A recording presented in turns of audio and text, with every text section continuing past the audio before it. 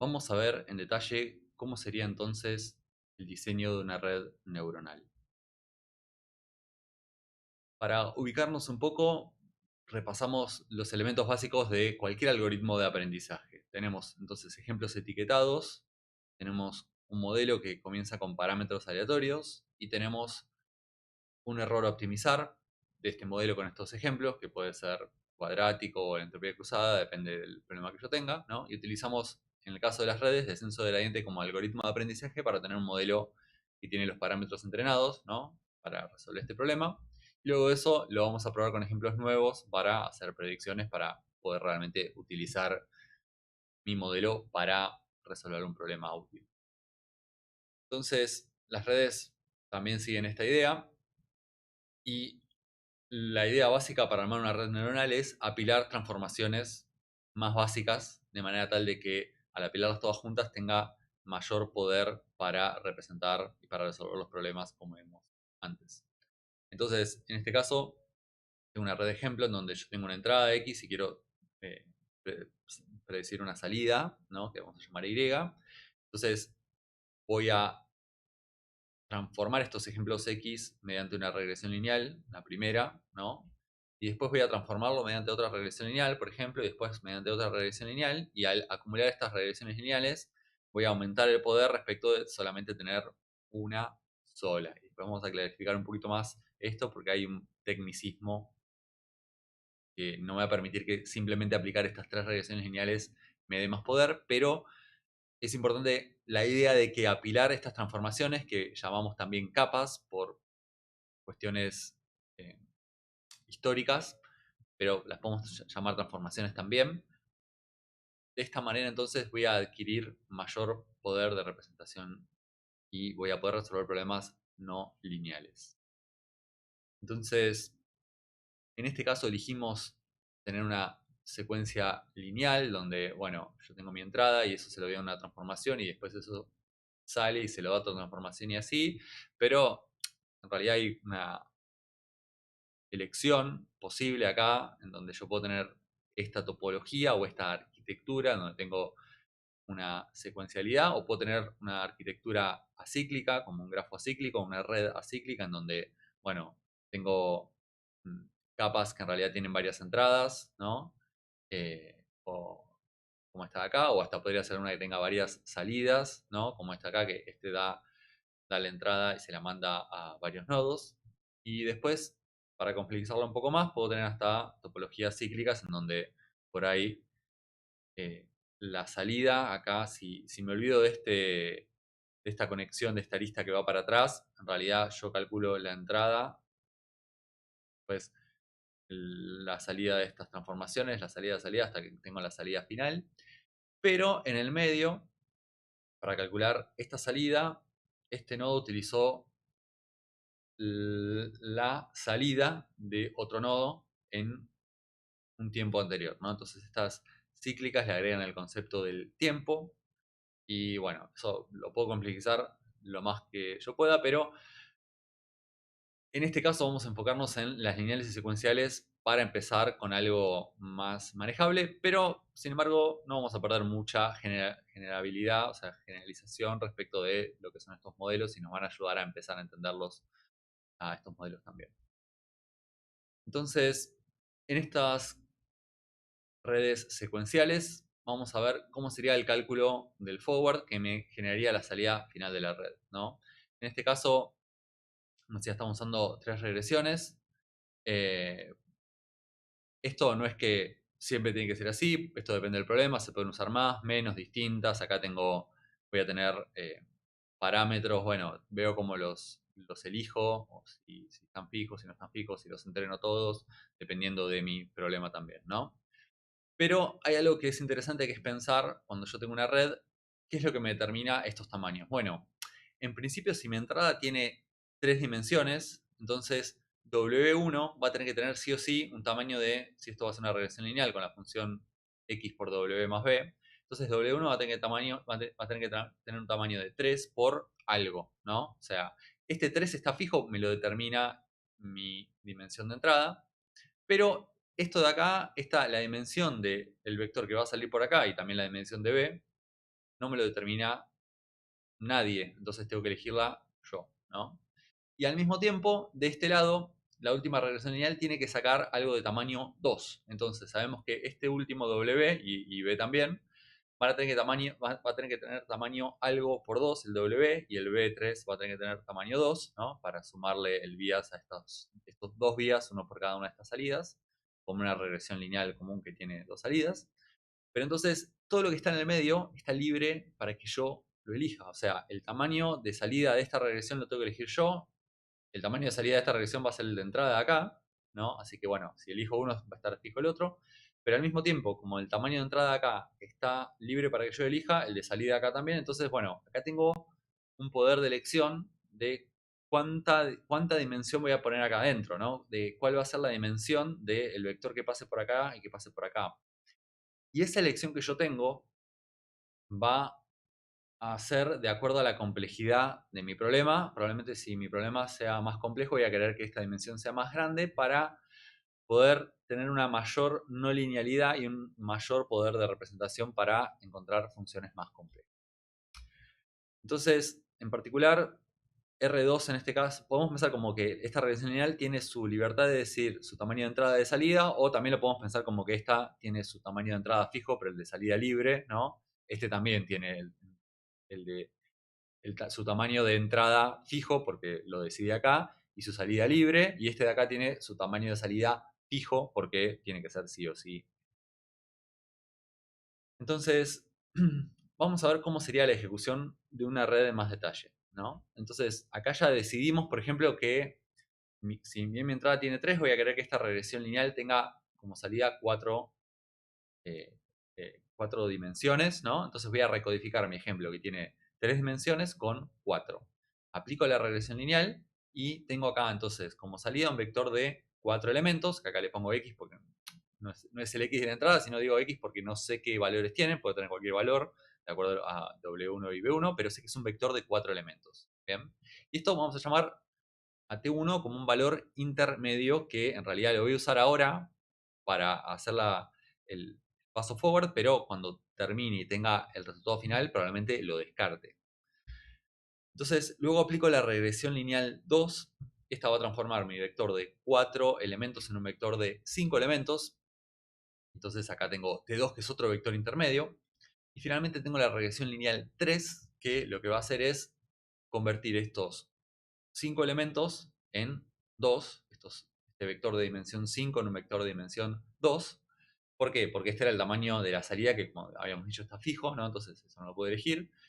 Pero entonces de esta manera, fíjense que representamos un vector que tenía 3 dimensiones, como un vector que tiene 4, como un vector que tiene 5 y luego como un vector que tiene 2. Y lo que estamos esperando es que estas representaciones intermedias ayuden a representar mi espacio de entrada de una manera más eficiente, de una manera más fácil para que luego se haga la predicción final. Otra manera de escribir esto, si lo queremos ver de una manera más como una fórmula matemática, sería pensar como que esta salida, en realidad n, le llamamos acá, eh, es la combinación de, esto sería y, si quisiéramos decirle, sería la combinación de aplicar la regresión lineal 1 a x, luego a eso aplicarle la regresión lineal 2 y luego a eso aplicarle la regresión lineal 3.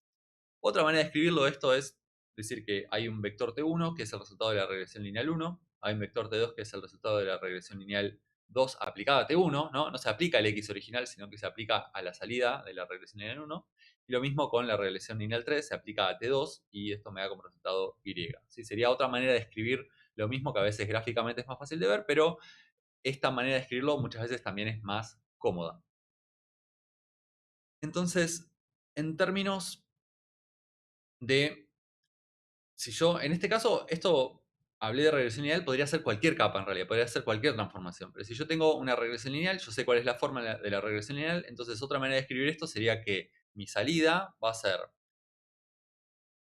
agarrar a x, multiplicarlo por W1 y sumarle B1, que sería los parámetros de mi primera regresión lineal.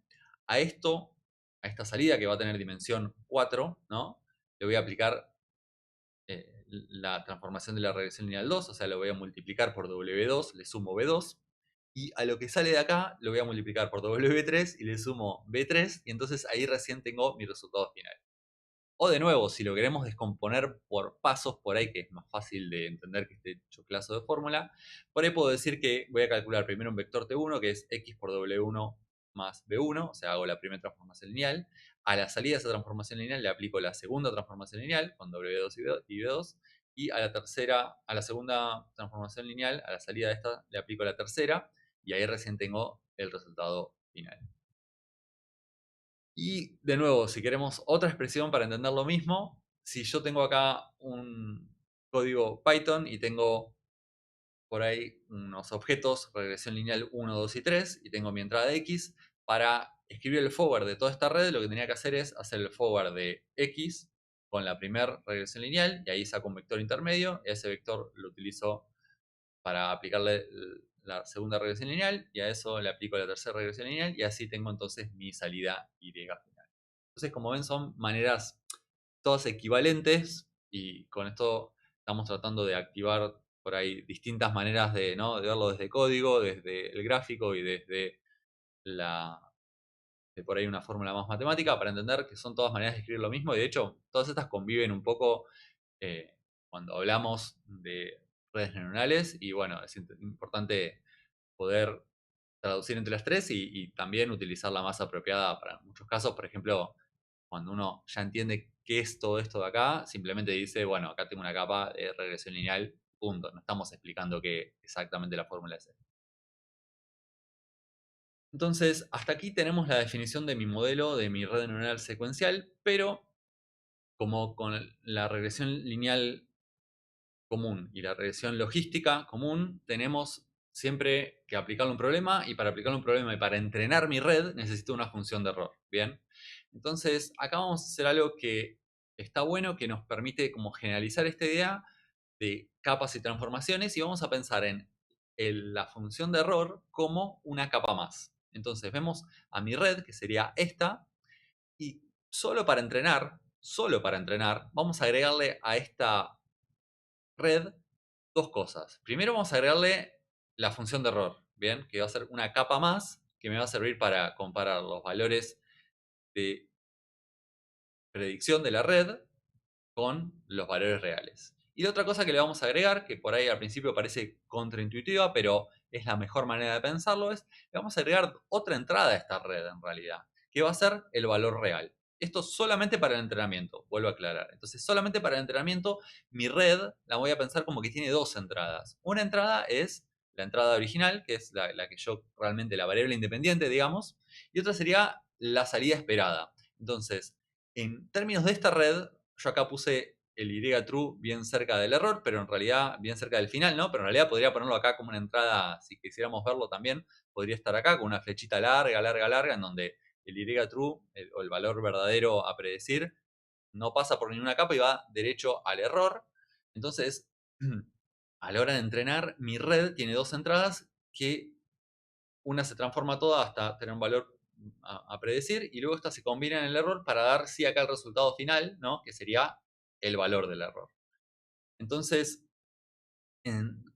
durante el entrenamiento, con la función de error y con esta entrada que es el valor esperado, entonces mi red funciona como un modelo al cual yo le doy dos valores, ¿no?, la entrada y el valor esperado, y me da un error, ¿no?, de clasificación o predicción o lo que sea en base a estas entradas, ¿no?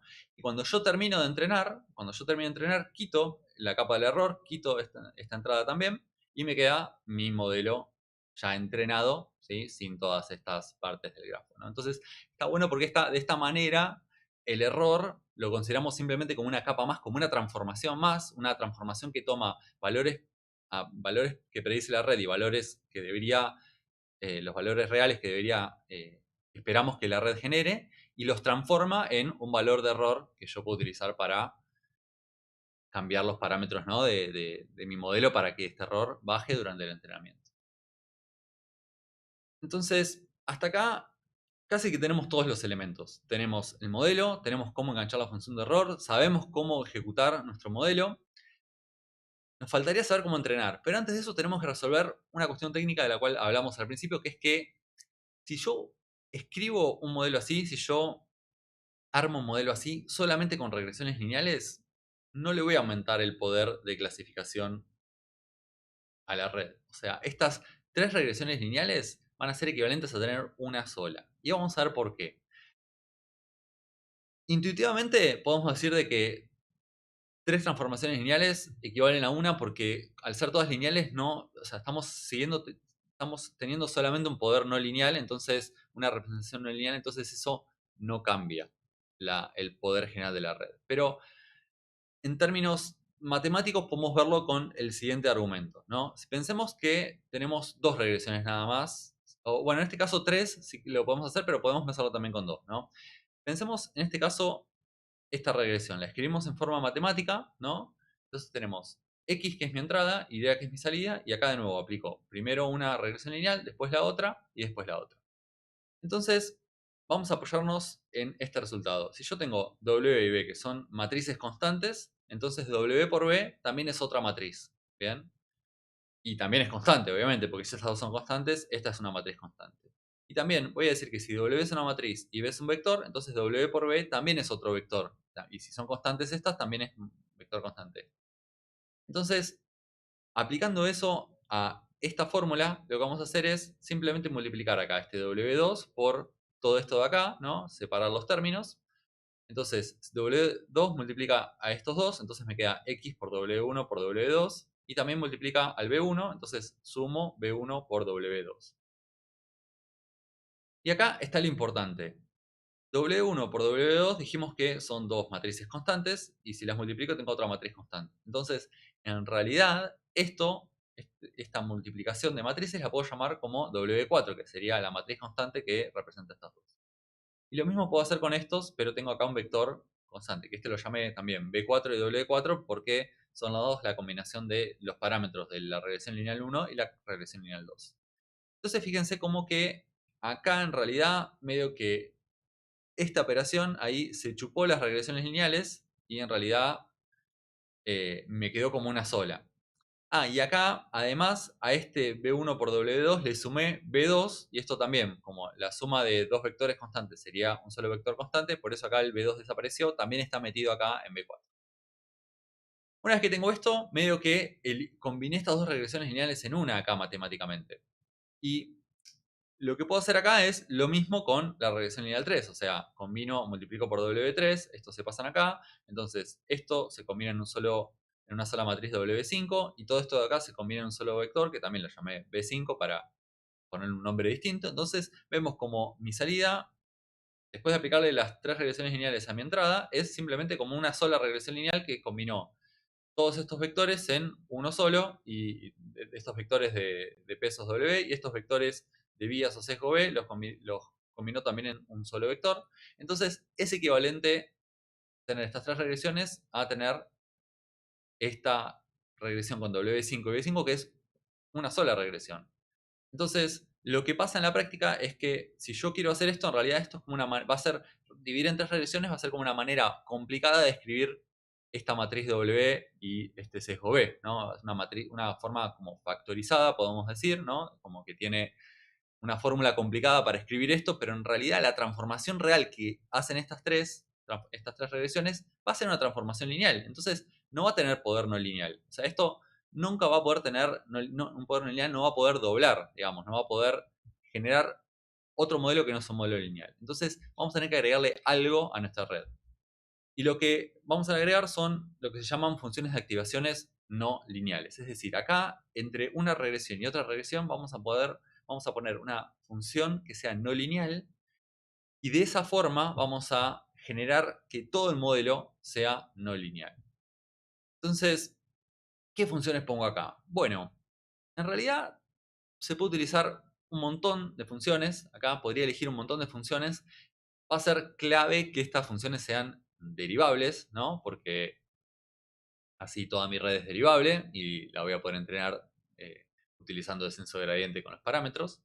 Y hay un montón de elecciones. Se puede usar el seno, el coseno, podría ser x al cuadrado o x al cuadrado, x a la 25 por 5 menos 584. utilizar cualquier función. Obviamente no vamos a buscar cosas tan complicadas así porque en realidad eh, queremos algo que sea eficiente de calcular, ¿no? Y que además queremos algo que tenga sentido para complementar lo que están haciendo acá estas regresiones lineales, ¿no? Entonces, como funciones populares que tenemos acá, que hay en su conjunto que se utilizan un montón, podemos tener las funciones la ReLU, la tangente hiperbólica, o la sigmoidea, que ya la conocemos, que es la misma que se utiliza en regresión lineal con eh, una sola salida, ¿no? Con una sola... Cuando tenemos solamente dos clases, bueno, es esta función sigmoidea o logística. Vamos a aclarar dos cosas importantes. Primero, que estas capas generalmente, hay casos especiales, pero generalmente son capas que no tienen parámetros. O sea que yo no las entreno, lo único que van a hacer es cambiar la salida de la regresión lineal para modificarla de una forma no lineal y entonces darle poder no lineal a toda la red, pero si bien las aplico, estas capas no se entrenan. Y la otra cosa importante es que generalmente estas capas no cambian la dimensión de los vectores. O sea, si esta capa le ingresa un vector de 1 por 4, va a salir un vector también de 1 por 4. Y esta lo mismo. O sea, las funciones de activación no cambian las dimensiones y se aplican elemento a elemento. En cambio, las regresiones lineales sí cambian, me permiten cambiar las dimensiones. Y eso está bueno, como decía, es complementario porque entonces la regresión lineal me permite tener una entrada de 3 elementos y una salida de 2 elementos, ¿no? Pero no me permite la no linealidad y esta función de activación, que es no lineal, me va a permitir darle esta capacidad no lineal, pero es muy simple porque se aplica elemento a elemento y además no cambia las dimensiones, entonces eso lo hace fácil de computar y eficiente. Entonces, estas son las tres más utilizadas o una de las más utilizadas. Sigmoidea, como decíamos, es la misma que la regresión logística, o sea, es 1 sobre 1 más a la x, tiene esta forma que es como una S y me permite entonces eh, asignarle a los valores que son muy negativos el valor 0 y a los valores que son muy positivos el valor 1, que son muy, muy grandes, ¿no? Y positivos, el valor 1. Entonces, y en el medio tiene esta parte que llamamos la parte lineal, que básicamente ahí no, medio que en esta parte se comporta como una función lineal y está como medio ahí en veremos y me da un valor muy cercano acá al 0,5, ¿no?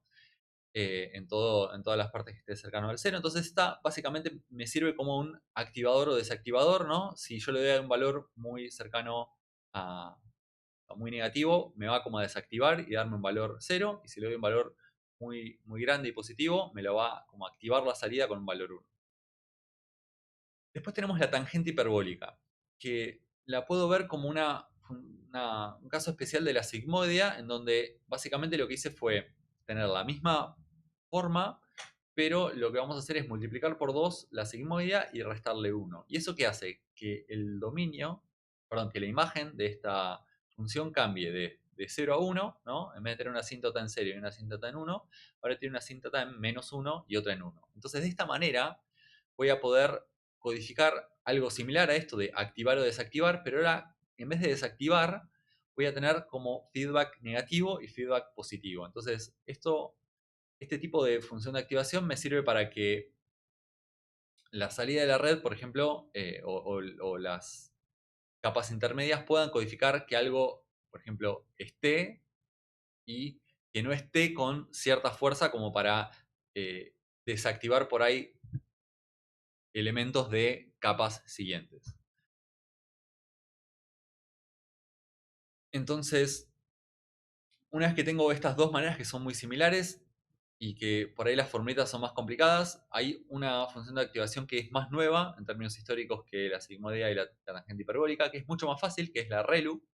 Que lo único que hace la ReLU es decir, bueno, si mi entrada es negativa, le voy a poner la salida 0. Y si mi entrada es positiva, voy a dejar la entrada como está y la salida va a ser entonces igual que la entrada. Entonces es como una función lineal que está acá truncada o rectificada, donde en toda la parte negativa me da 0. Y esta también funciona similar a la sigmoidea en el sentido que a los valores negativos los desactiva y a los valores positivos los deja activos y cuanto más positivo sea, más activo está, ¿no? Entonces, uno diría, ¿y por qué tenemos esta función que es medio extraña, ¿no? Que se va hacia, digamos, que se va hacia infinito si yo tengo valores más grandes, que por ahí estas dos funciones tienen la ventaja de que eso no pasa, ¿no? Que medio que saturan acá en 1 o en -1 con sus asíntotas. Bueno, la realidad es que esta función es un poco más eficiente que estas porque no involucra exponenciales, es más fácil de calcular y además tiene unas derivadas bastante más simples, entonces también lo hace más fácil de entrenar, pero las tres tienen más o menos la misma idea, que es la idea esta de activar o desactivar y de esa manera generar como codificaciones de mi entrada en cada capa más eficientes que me permitan llegar a la separabilidad lineal en la última capa. Bien, entonces, ¿cómo sería una red con estas funciones y cómo funcionaría hacer el forward en este caso? Bueno, yo acá tengo mi entrada con 3 dimensiones y lo que voy a hacer es calcular mi regresión lineal, que transforma estas 3 dimensiones en 4. Y acá, como decía, la función esta de activación se aplica elemento a elemento. Entonces voy a tomar cada uno de estos elementos de mi vector z, que sería el que sale de acá, y le voy a aplicar la tangente hiperbólica en este caso a cada uno de los elementos. Y entonces vemos acá el código, ¿no? Si yo recibo un z, genero un vector de salida que tiene el mismo tamaño que z, ¿sí? Esto es clave, lo que les decía, que no cambia la dimensionalidad, la función de activación. Lo que voy a hacer es aplicar para cada elemento de mi entrada la función tangente hiperbólica con este solo elemento que va a ser escalar, es un valor escalar este, es un número como 3, 4, menos 5 o 2,8.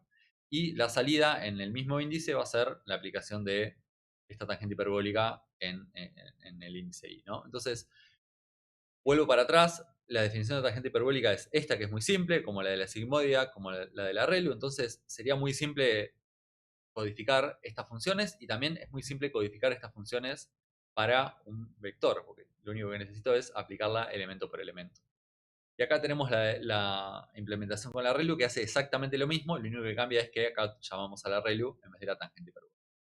Pero me estoy adelantando, volvamos acá. Entonces, de la tangente hiperbólica de esta capa sale un vector entonces también de 4 elementos que ya lo modifiqué de forma no lineal, y entonces cuando ahora le aplique esta regresión lineal no va a pasar lo mismo que antes de que las dos se combinan, porque tengo como este cuello de botella no lineal que no permite eso.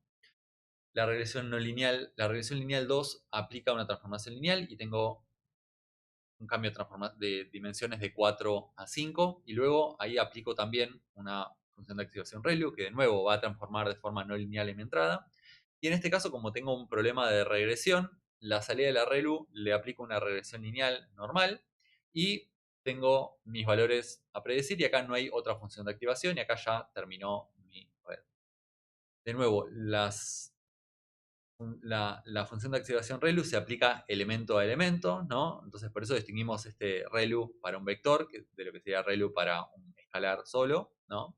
Pero después en la práctica hablamos de una función ReLU y no aclaramos si estamos hablando de la ReLU de vector o ReLU de un escalar. Entendemos que es el mismo concepto aplicado a distintos tipos de datos.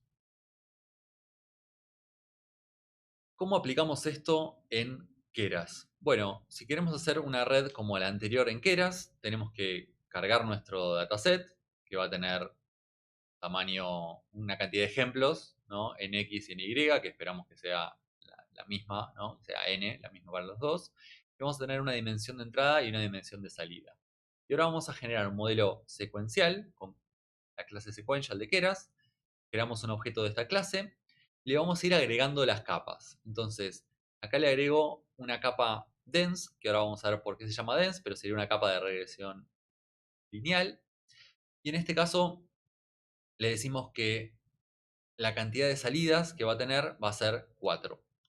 Y además le vamos a decir que la entrada, y esto va a ser solamente para la primera capa, la entrada va a tener una dimensión de in, o sea, lo que me diga acá este dataset, que en nuestro ejemplo era 3, ¿no?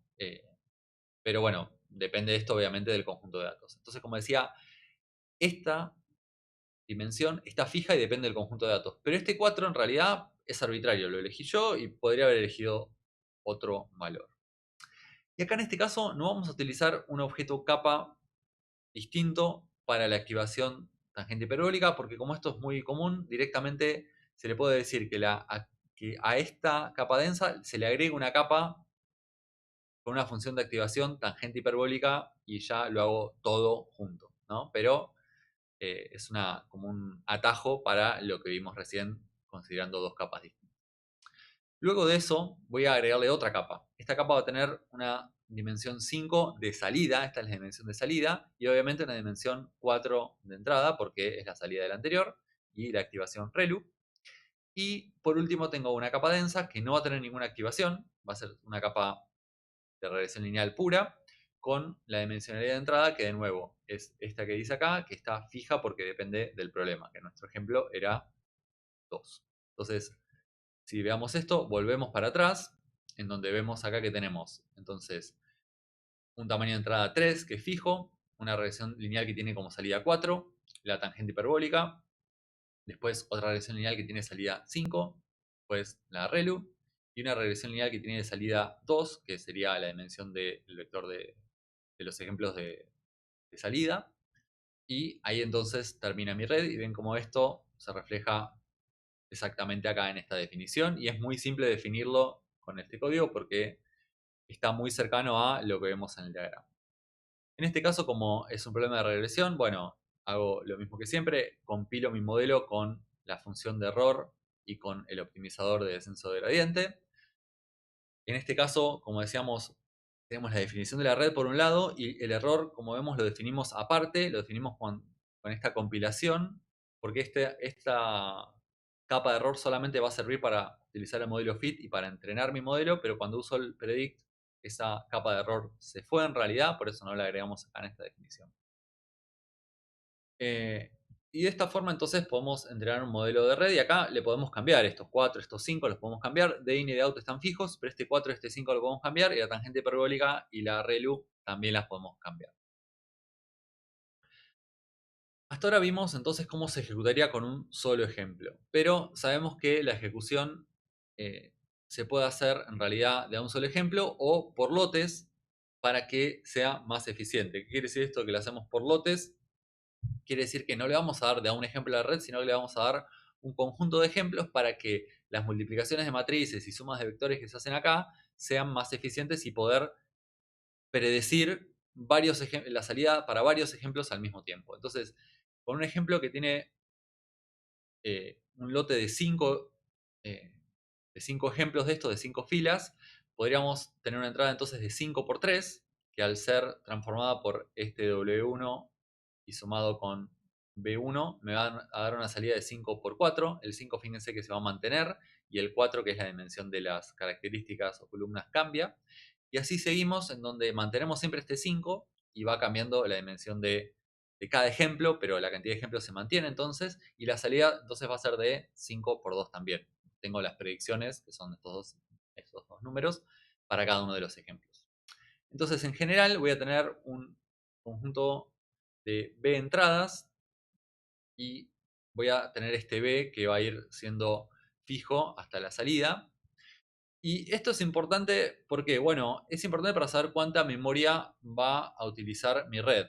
Porque más allá de la entrada y la salida, como vimos, hay un montón de valores intermedios que ahora tengo en mi red que van a ir ocupando memoria a medida que los calculo. Entonces, cuanto más grande sea B, más memoria intermedia va a utilizar mi modelo y además, al ejecutarse, y además de eso, obviamente, una vez que tengo el resultado, también voy a utilizar más memoria para almacenar el resultado y también la entrada. Entonces, a veces esto es importante saber calcularlo y saber entenderlo para ver cuánta memoria tengo disponible y cuánta memoria puedo utilizar. Aclaro también que esto no cambia la cantidad de memoria que se utiliza para los parámetros. Los parámetros en realidad no dependen de este B, los parámetros son fijos como vemos, porque cada parámetro en realidad podemos ver como que actúa sobre un solo ejemplo. Esto lo único que hace este mecanismo de los lotes es aplicarlos sobre todos al mismo tiempo para que sea más eficiente el cómputo. Entonces, vamos a jugar un poquito con el diseño de la red. ¿Qué pasa si yo tengo esta red y quiero modificarla para que ahora pueda solucionar un problema de clasificación con dos clases? Bueno, en este caso lo que voy a hacer es tomar la red así y agregarle acá una capa de regresión logística en lugar de una regresión lineal. Entonces, esta capa de regresión logística en realidad lo que va a hacer es hacer la regresión lineal y además tener la función softmax de manera tal de que ahora la salida sean probabilidades. Entonces, esto me da para pensar, en realidad no cambié nada de la arquitectura de mi red, lo único que cambié es la última capa. Entonces, este concepto de que por ahí estas transformaciones intermedias las puedo reutilizar va a ser algo que nos va a ser de mucha utilidad más adelante y nos da también una idea de que en realidad mientras los tamaños estén bien, esto lo voy a poder utilizar y acá el único que estoy cambiando es lo que se llama la última capa o la cabeza o head, ¿no? Que entonces lo que me está diciendo esto es que si yo cambio esto nada más, mientras los vectores acá tengan el mismo tamaño, ¿no? Acá entraban 5, aplico algo de 5 por 2, tengo la salida también de 2 elementos. Entonces, mientras yo mantenga esto, voy a poder reutilizar por ahí en ciertos casos parte de una red para dos problemas distintos. Esto es algo bastante potente. Y no solo eso, no solo por ahí, no es que reutilizo la red así como está, pero por ahí reutilizo el diseño, ¿no? Porque este diseño por ahí es potente para cierto tipo de datos. Y acá, cuando estoy cambiando la tarea, por ahí, bueno, solamente cambio la salida. Entonces, ¿cómo pasaría a hacer esto en Keras? Bueno, va a ser todo igual, pero entonces en este caso lo que voy a hacer es eh, cambiar acá la función de activación por una softmax en esta última capa densa, o sea, le cambio acá la representación que tiene y además tengo que cambiar, como tengo un problema de clasificación, la función de error a la entropía cruzada categórica y acá, bueno, agrego el accuracy como métrica para este problema para poder ir viendo no solamente el error mientras entreno, sino también el accuracy. Y en este caso, también tengo acá, aclaro que estoy utilizando esta entropía cruzada categórica con mis datos de ejemplo que están codificados como one hot, o sea que tengo acá mis vectores Y de salida que van a tener tamaño también n por dout, donde dout es la cantidad de clase y esto es un vector donde tiene un 1 para la clase y un 0 para las clases que no son de cada ejemplo. Vamos a aclarar algunas cosas respecto de la nomenclatura, de cómo llamamos a las capas, a las transformaciones o a los valores. Entonces, en la visión tradicional, las neuronas emitían un valor de salida, ya sean las neuronas de entrada, las de salida o las ocultas. Y entonces, en este caso, si mi capa, que eran todas estas neuronas, grupo, tiene como función W por X más B, donde X tiene n entradas y Y tiene m salidas. Entonces decimos que W conecta cada entrada con cada salida porque por cada salida de acá yo tengo una columna de W que va a tener un montón de pesos que son estos, que multiplican a mis valores de entrada para obtener esta salida y lo mismo con todas. Entonces vemos que todas las neuronas de acá, todos estos valores en realidad se calculan a partir de todos estos valores o están conectados con todos estos valores. Entonces, por eso, generalmente la capa de regresión lineal que calcula esta salida se llama también capa fully connected o completamente conectada o también capa densa porque el patrón de conexión acá es un patrón denso, es decir, todos con todos y no es un patrón no denso que por ahí o no fully connected que por ahí podría evitar todas algunas de estas conexiones, ¿no? O sea, por ahí esta neurona se podría conectar solamente con estas tres y esta neurona con estas cuatro y no tener un patrón de conexión tan completo, pero igual poder hacer algún tipo de tarea, porque por ahí podría ser como que ciertas, digamos, el grafo este no es denso, lo que se llama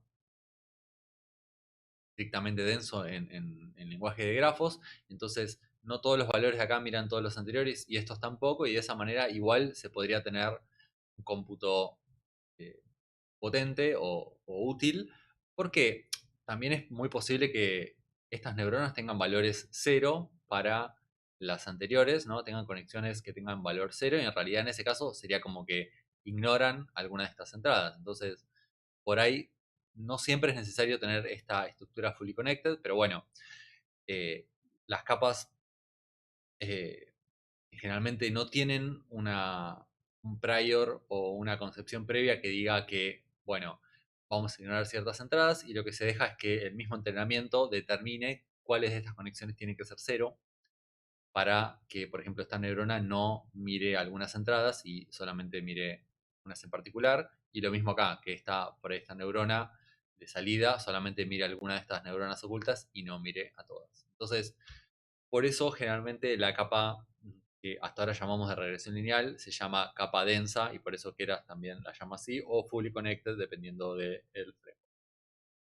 Muchas veces escribimos la capa densa con una capa de función de activación siguiendo a esta capa densa, pero como generalmente esto sucede en la mayoría de los casos, o la gran mayoría de los casos, se vuelve un poco engorroso, entonces algo equivalente que podemos hacer es decir que tengo una capa densa con cierto tamaño las, de los pesos para transformar de n a m dimensiones y además que tengo una activación que es la tangente hiperbólica. Directamente no le escribo esta como una capa separada, que en un punto sería lo más correcto, pero la considero como parte de la capa dense y tanto a veces en los diagramas como en el código suele ser más cómodo y es equivalente. Entonces, de nuestra visión original por ahí de cómo escribíamos los modelos, donde pensamos como que esto es una regresión lineal y una función de activación y otra regresión lineal y así, y la última es una regresión logística, por ahí pasamos a una notación un poco más compacta y más flexible, en donde vemos que esta es una capa densa con una activación de tangente hiperbólica, luego esta es una capa densa con una activación ReLU, y esta es una capa densa con una activación softmax, y justo esta sería equivalente a la regresión logística que pensamos antes, o puede ser también acá una función sigmoide, si es una regresión logística binaria, ¿no? Entonces, de esta manera es como escribimos los modelos por ahí de manera más cómoda, pero no es la única y muchas veces también se utilizan este tipo de notaciones o de formas de escribir y todas conviven y bueno, hay que aprender un poco a, a lidiar con esta multiplicidad. Entonces, hablamos de cómo escribir una red, hablamos de las posibilidades, pero no estamos hablando de, dado un problema, ¿cuántas capas uso? ¿Cuántas neuronas o cuántas salidas tengo por cada capa? ¿Qué funciones de activación pongo? Entonces, la realidad es que no hay una manera de obtener el óptimo, no hay una manera de decir, bueno, para tal problema, esta es la mejor combinación. Lo que va a pasar en la práctica es que varias combinaciones van a funcionar y varias combinaciones probablemente no. Y tampoco es que unas van a funcionar perfecto y otras no van a funcionar para nada, sino que vamos a tener eh, un gradiente de algunas van a funcionar bastante mal, otras menos mal, así hasta algunas que van a funcionar muy bien, pero tampoco es que va a haber una diferencia fundamental entre utilizar 5 neuronas en una capa y 6 o utilizar 5 capas y 4. Generalmente los cambios son muy poquitos, por suerte, porque si no sería mucho más difícil diseñar una arquitectura, ¿no? Si de todas las combinaciones que si fuese que solamente una funciona y todo el resto no funciona, sería bastante difícil. Pero entonces, ¿cómo hacemos si queremos diseñar una red neuronal? Si tenemos un problema, ¿cómo diseñamos esta red? Bueno, más que todo nos basamos en experiencia previa y en la literatura, que nos describe por ahí algún modelo que sirvió para el problema que queremos resolver o para un problema similar. Y luego nos basamos bastante en la búsqueda de hiperparámetros, optimizando, entonces escribiendo algún tipo de búsqueda de hiperparámetros, o la más simple, que es probar varios valores al azar. Y en este caso los hiperparámetros que tenemos son la cantidad de capas, la cantidad de neuronas y los tipos de capa, que esto incluiría, bueno, las funciones de activación o otros tipos de capas que podemos ver que no sean simplemente las de transformaciones lineales o las capas densas. Entonces, bueno, esto es algo que siempre está también en plena investigación y se cambia todo el tiempo, así que tampoco nos tenemos que preocupar tanto con encontrar la definición perfecta de la red para mi problema, con encontrar alguna que funcione y tenga un error aceptable, bárbaro, y obviamente entre todas las opciones que tenemos, si encontramos varios modelos que funcionan igual de bien, nos vamos a quedar generalmente con el que sea más simple, ¿no? Con el mismo criterio de que si yo en realidad tengo un problema y lo puedo resolver con regresión lineal o regresión logística, no voy a utilizar una red neuronal, no tiene sentido.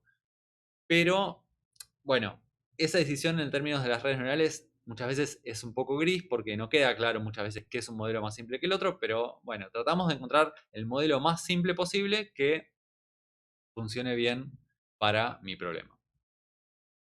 Entonces, para resumir, tenemos este modelo de redes neuronales que es una combinación de transformaciones con transformaciones lineales, que son las capas densas, y no lineales, que son las funciones de activación, o otra cosa que se nos ocurra.